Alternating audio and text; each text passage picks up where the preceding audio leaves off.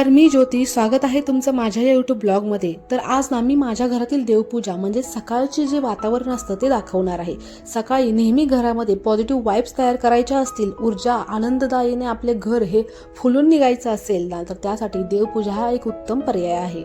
देवपूजा ही एक धार्मिक परंपरा नाही, तर मनाला शांतता आणि सकारात्मकता देणारी एक ऊर्जा आहे आणि एक चांगली सवय सुद्धा आहे. सकाळी काही क्षण देवासमोर घालवले ना की मन कसं प्रसन्न होतं. विचार सकारात्मक म्हणजेच पॉझिटिव्ह आणि दिवसाची सुरुवात ही एक चांगल्या भावनेने होते. देवपूजेमुळे ना कृतज्ञता, संयम आणि आत्मविश्वास वाढतो. म्हणूनच रोज काही मिनिटे देवासमोर दिली ना की मनालाही समाधान मिळते आणि दिवसही आनंदी जातो.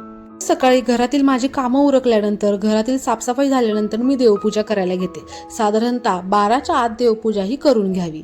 देवपूजा करायच्या अगोदर संपूर्ण देवघर मी असं क्लीन करून घेते. आठवड्यातून एकदा मी अशी डिटेलिंग क्लिनिंग ही देवघराची करतच असते. जर शक्य असेल तर दररोज तुम्ही केली तरी चालेल, परंतु आठवड्यातून एकदा मी अशा देवाच्या मूर्त्या ज्या असतात त्या पितांबरीने क्लीन करते. देवघर सुद्धा एकदम क्लीन डिटेलमध्ये करते.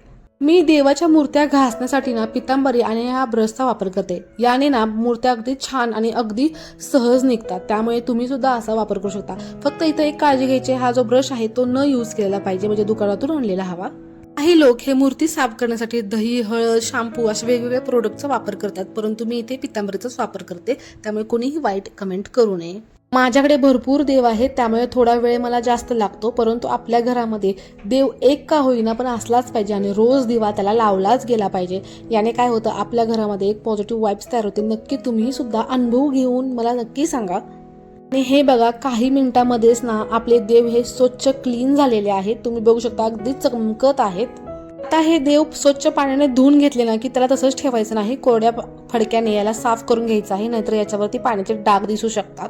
या ज्या मूर्त्या आहेत त्या स्वच्छ कापडाने स्वच्छ पुसून घ्यायच्या आहेत, कोरड्या करून घ्यायच्या आहेत. देवांच्या सगळ्या मूर्त्या क्लीन झाल्यानंतर ना देवघरामध्ये जो स्वामींचा फोटो आहे त्याला सुद्धा क्लीन करून घेतलं. देवांना बसायचे जे आसन आहेत ते सगळे सेट करून घेतले. स्वच्छ कापड तिथे अंथरून घेतलं. आता ना आम्ही ना देवाचे जे कापड आहेत त्याला अशी शिलाई मारत नाहीत असं मला तर सांगण्यात आलेलं आहे. तुमच्याकडे हे असं असतं का नक्की कमेंट करून सांगा. त्यामुळे हे जे कापड आहे त्याला शिवलेलं नाहीये. सर्व देवांच्या मूर्त्यांना त्यांच्या जागी विराजमान करून घेतलं, दिवा लावून घेतला. आता आपल्या घरामध्ये ना या दिव्याला सुद्धा खूप महत्व आहे. दिव्याचा प्रकाश हा ज्ञान, आशा आणि पॉझिटिव्हिटी याचं प्रतीक मानलं जातं. देवासमोर दिवा लावल्यानंतर वातावरण अगदी प्रसन्न होतं आणि मनाला सुद्धा शांत वाटतं. दिवा लावून झाल्यानंतर त्याला हळदी कुंकू वाहून घेतलं, त्याची पूजा करून घेतली आणि नंतर जे आपले पुरुष देवता आहेत त्यांना असं चंदनाचा टिका लावून घेतला.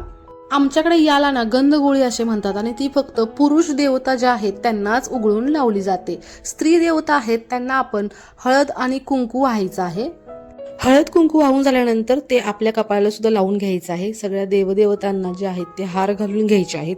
तुमच्याकडे फुले अवेलेबल असतील तर तुम्ही फुले सुद्धा वाहू शकता.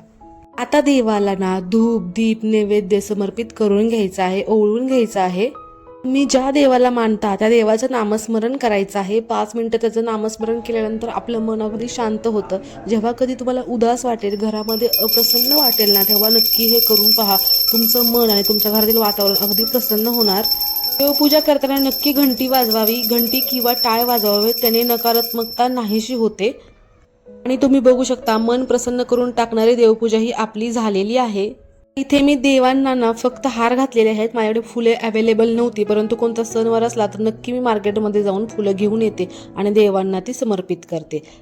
देवांची पूजा करून झाल्यानंतर मी तुळशी मातेला सुद्धा असं पूजन करून घेते आणि नंतर मी उंबरट्याचं सुद्धा पूजन करते. आता इथे मी हळदीचा लेप वगैरे कधी लावलेला नाही, त्यामुळे मी काही ते लावत नाही, परंतु नुसती हळदी कुंकू वाहून आणि अगरबत्ती दाखवून मी त्याची पूजा करून घेते. चला तर तुम्हालाही माझा हा देवपूजेचा ब्लॉग आवडला असेल तर नक्की चॅनलला सबस्क्राईब आणि लाईक करायला विसरू नका. आणि हो, तुम्ही सुद्धा घरी नक्की देवपूजा करा आणि कसं वातावरण होतंय हे नक्की मला कमेंट करून सांगा. चला तर बाय.